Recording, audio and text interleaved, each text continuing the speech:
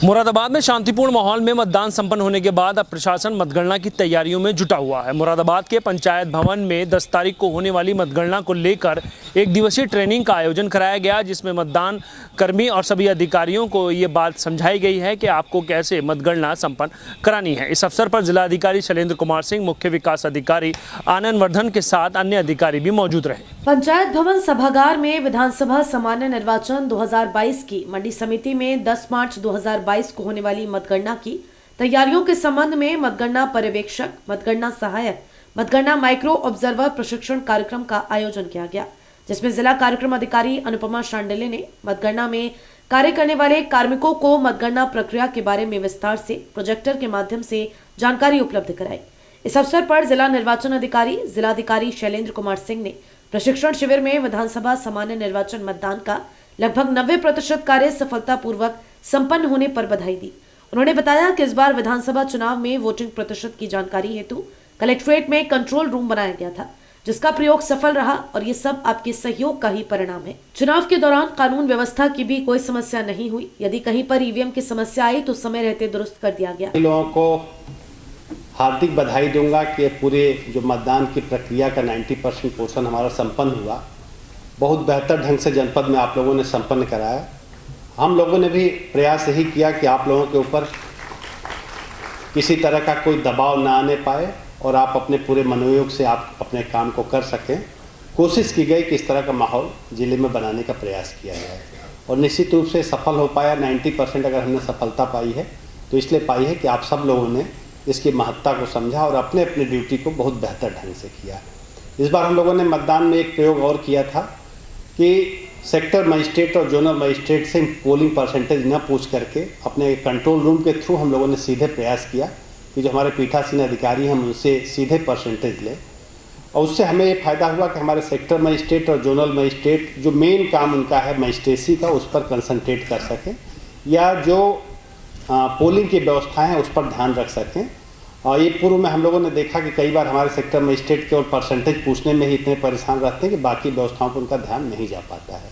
और वो प्रयोग मुख्य विकास अधिकारी जी की अध्यक्षता में यहाँ पर हम लोगों ने कलेक्ट्रेट में किया था और आनंद जी ने और इनकी पूरी टीम ने बहुत बेहतर ढंग से उस कार्य को किया।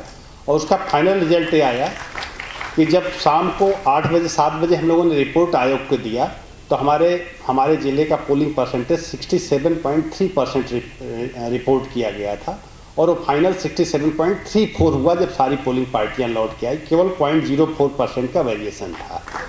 जिलाधिकारी ने बताया कि मतगणना चुनाव का अंतिम पायदान है। मतगणना में कुशल कार्मिकों को लगाया गया है, जिनका कार्य एवं दायित्व काफी महत्वपूर्ण है। शुरू के 3-4 राउंड में बेहद सतर्कता के साथ मतगणना का कार्य करना है। आपकी सहायता हेतु हर विधानसभा में एक अधिकारी भी तैनात किया गया है। मतगणना में लगे सभी कार्मिक 10 मार्च को प्रातः जल्दी उठें और समय से पूर्व अपनी ड्यूटी स्थल पर पहुंचें। कोशिश करें कि मोबाइल घर छोड़कर आएं ताकि आने में किसी तरह की परेशानी न हो।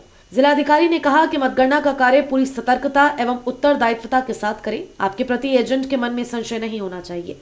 टेक्निकल समस्या के लिए आरओ एवं एआरओ उपलब्ध रहेंगे। उन्होंने कहा कि मतगणना कार्मिक मतगणना का कार्य निष्ठा एवं ईमानदारी से संपन्न कराएं। जिलाधिकारी ने बताया कि मतगणना संबंधी उपलब्ध कराए गए प्रारूप के समस्त कॉलम शब्दों में साफ साफ भरे जाएं। मतों का लेखा 17 गा के अनुसार ही प्रारूप के कॉलम में साफ साफ भरा जाए।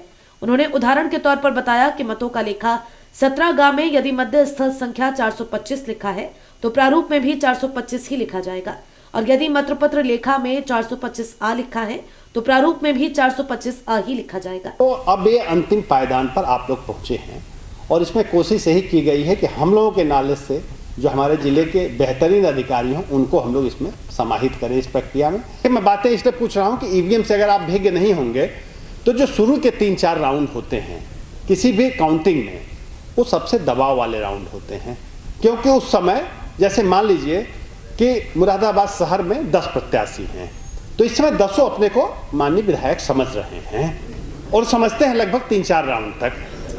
तो 3-4 राउंड तक आपको 10 को फेस करना होता है। अब जैसे जैसे समय बीतता जाता है तो फिर उसमें से 10 में से घट के 3 हो जाते हैं, फिर 3 में से घट के 2 हो जाते हैं, फिर लास्ट में 1 रह जाते हैं।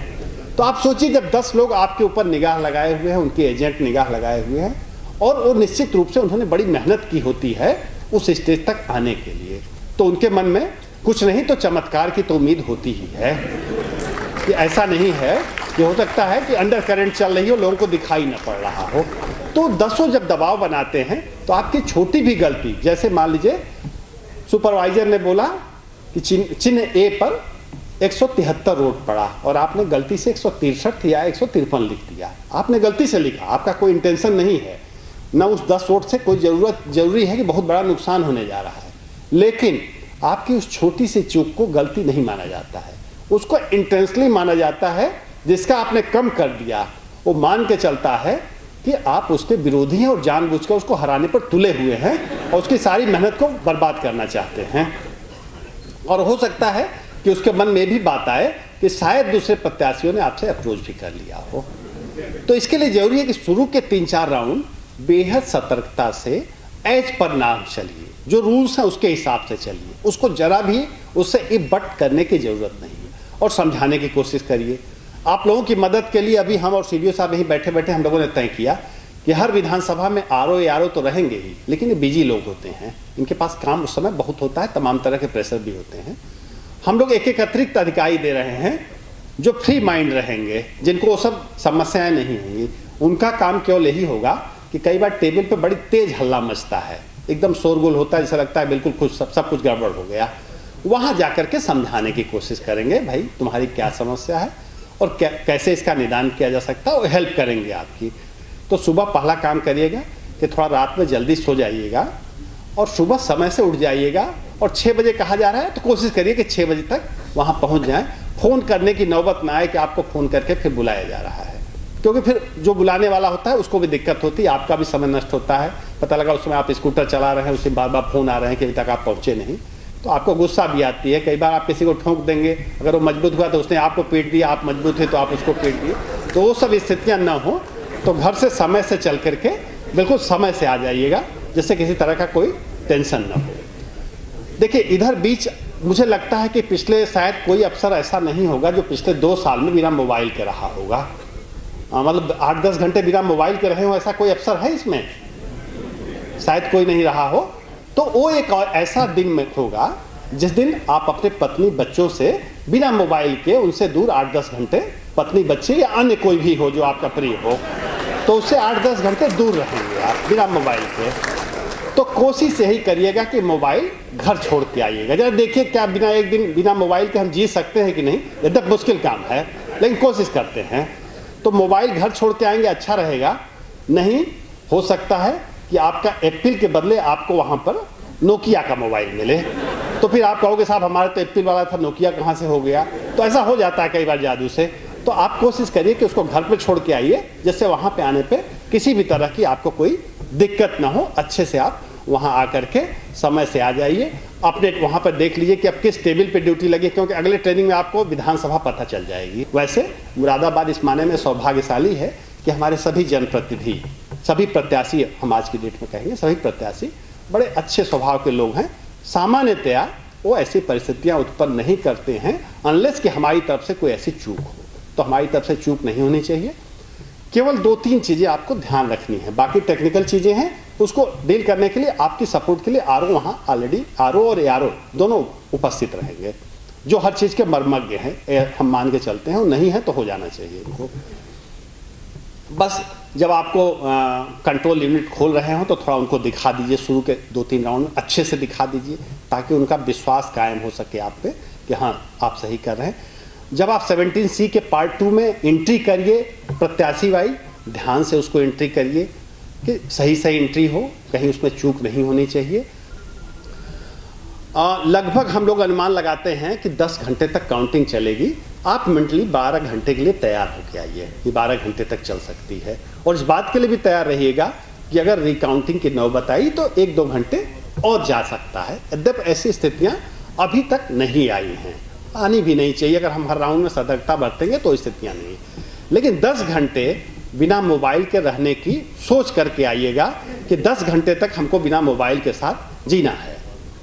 और अगर 10 घंटे तक आप उसको प्रॉपरली कर लिए तो किसी तरह की कोई दिक्कत नहीं आएगी।